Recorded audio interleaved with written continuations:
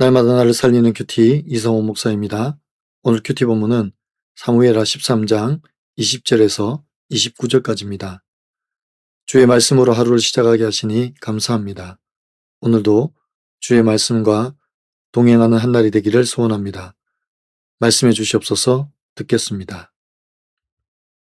오늘은 방치한 죄의 결말이라는 제목으로 함께 말씀 묵상하기를 원합니다. 첫 번째로 죄는 증오를 불러일으킵니다.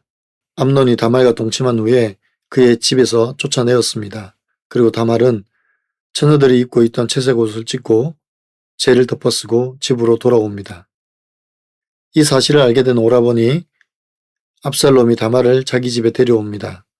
그리고 지금은 잠잠히 있고 이것으로 말미암아 근심하지 말라고 합니다. 그럼에도 불구하고 다말은 처량하게 지내고 있습니다. 다말의 이 모습을 매일 보고 있는 증오에 가득한 압살롬은 일단 자기 동생을 안심시킵니다.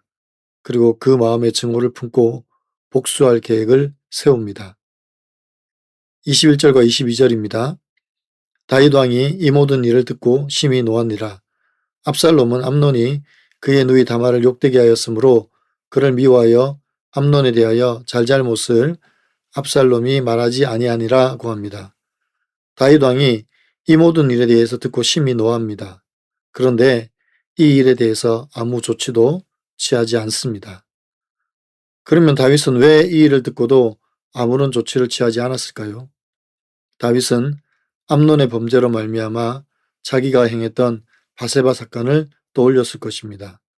암논이 이 모습이 자기의 모습이라고 깨달아진 것입니다.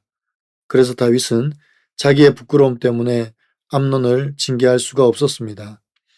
그럼에도 불구하고 다윗이 하나님의 대리 통치자로 공의를 행해야 함이 마땅합니다. 그런데 다윗은 아무런 조치도 취하지 않았습니다. 그래서 오히려 압살롬의 증오만 더 키우게 된 것입니다. 압살롬은 암논에 대해 미움이 점점 더 커집니다. 그러나 다윗에게는 암논에 대한 잘잘못을 말하지 않습니다. 왜냐하면 아무런 조치를 취하지 않은 아버지의 무능함 대신 자기가 복수하려고 계획을 하고 있기 때문입니다. 적용해 보세요. 나는 자녀의 죄 때문에 죄를 덮어주지는 않습니까? 자녀를 살리고자 따끔하게 경책을 합니까? 아니면 그냥 넘어갑니까? 두 번째로, 죄는 결국 복수를 가져옵니다. 23절과 24절에서 다말의 사건 이후 만 2년이 지납니다. 압살롬이 매년 양의 탈을 깎는 축제에 아버지 다윗을 초대합니다. 그러나 25절에서 다윗은 압살롬의 초대를 거절합니다. 다윗의 거절은 의미 있는 거절은 아니었습니다. 그저 압살롬을 생각해서 거절한 것입니다. 그런데 압살롬은 간청합니다. 그래도 다윗은 거절합니다. 그러자 압살롬은 그러면 형 암논이라도 보내달라고 간청합니다. 그러자 다윗이 암논과 왕자들을 함께 압살롬의 축제에 보냅니다.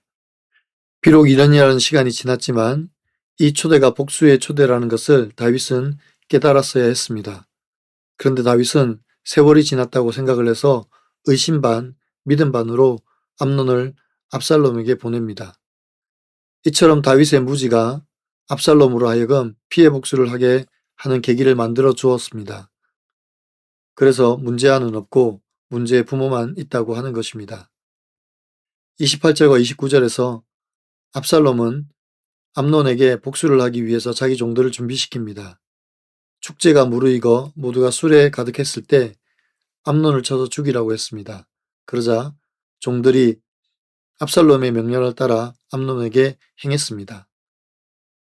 죄의 삭은 사망입니다. 그러나 스스로 재판장이 되어 심판의 칼을 드는 것은 스스로 하나님의 자리에 앉는 교만입니다.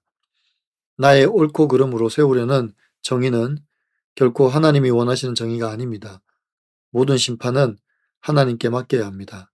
그리고 하나님께서 그 정의를 실현하실 때 그것이 가장 공정합니다. 우리도 똑같은 죄인이기 때문에 스스로 공의로울 수가 없습니다. 그래서 우리가 행하는 정의는 언제나 치우치고 어긋날 뿐입니다. 적용해 보세요. 나는 자녀의 말 뒤에 숨겨진 상처를 살피고 있습니까? 내가 죽이고 싶을 정도로 미운 사람은 누구입니까? 혹시 원수 갚을 생각을 하고 있지는 않습니까? 오늘 큐티 묵상 간증은 이기적인 사랑의 결말이라는 제목의 한 성도님의 묵상 간증입니다. 제가 어린 시절에 아버지는 종종 술에 취해 어머니와 다투며 손찌검하셨습니다. 그런 아버지는 제게 두려운 존재였는데 아이러니하게도 형제 중 아버지와 가장 많이 닮은 사람이 바로 저입니다. 아버지께서 저도 많은 날을 음주 과무에 빠져 아내와 자녀를 방치한 채 밖에서 다른 사람들을 즐겁게 해주느라 바빴습니다. 게다가 저 자신도 못하면서 어머니한테 잘해야 한다는 엄격한 잣대를 아내에게 들이대고 아내와 한마디 상의도 없이 마음대로 돈을 썼습니다. 다말을 향한 암몬의 사랑과 압살롬의 사랑이 자기 방식대로의 이기적인 사랑이었던 것처럼 아내와 어머니를 향한 저의 사랑도 마찬가지였습니다. 또한 저는 제 가정보다 형제들을 우선하여 대출과 빚 보증으로 아내와 자녀들을 경제적 궁핍에 몰아넣기도 했습니다.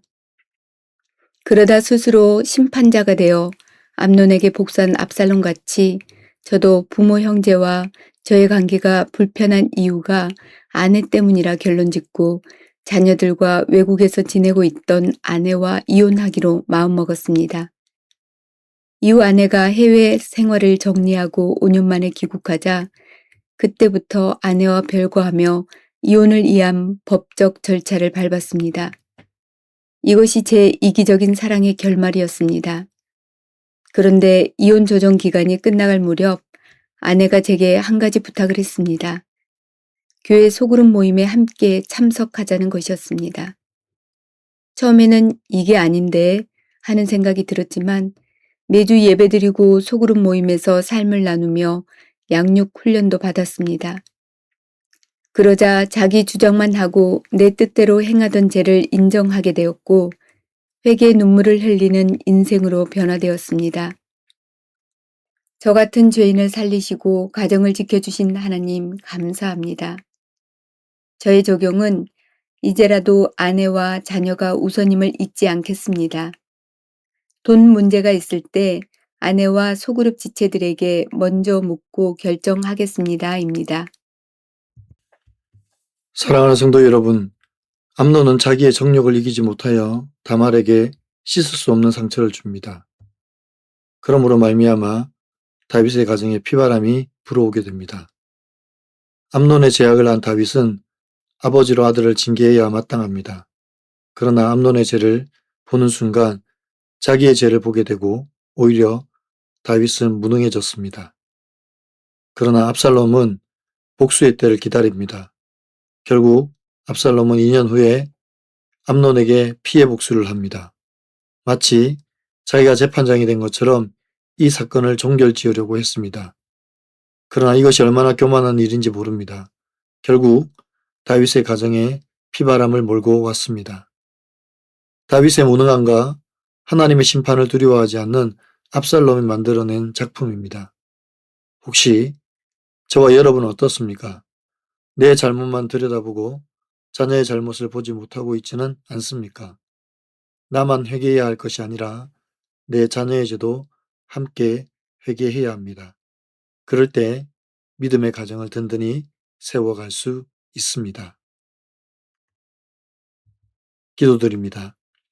사랑하는 주님, 부모로서 내 죄만 돌아보고 있는 건 아닌지 깨닫게 하여 주시옵소서. 우리 자녀들이 어떤 죄를 범하고 있는지, 하나님 앞에 어떤 잘못을 하고 있는지 늘 살피게 하시고 주의 말씀과 교훈으로 자녀들을 경책하는 부모가 되게 하여 주시옵소서. 문제아는 없고 문제 부모만 있다고 했습니다. 자녀들의 범죄함이 부모의 잘못된 신앙과 습관에서 비롯되지는 않았는지 돌아보게 하시고 믿음의 가정을 세워가기 위해서 가정 안에서 늘 고백과 나눔이 있게 하여 주시옵소서. 주님, 우리가 하나님을 대신할 수 없음을 깨달아 압니다. 그래서 우리의 자녀들의 신앙조차도 하나님의 거룩한 손에 맡기게 하시고 늘 기도하며 하나님의 손길만 의지하게 도와 주시옵소서. 주님, 우리 자녀들이 어디에 있든지 믿음의 자리에 서게 하시고 예배의 자리에 앉게 하시며 섬김과 봉사의 자리에서 행하게 도와 주시옵소서.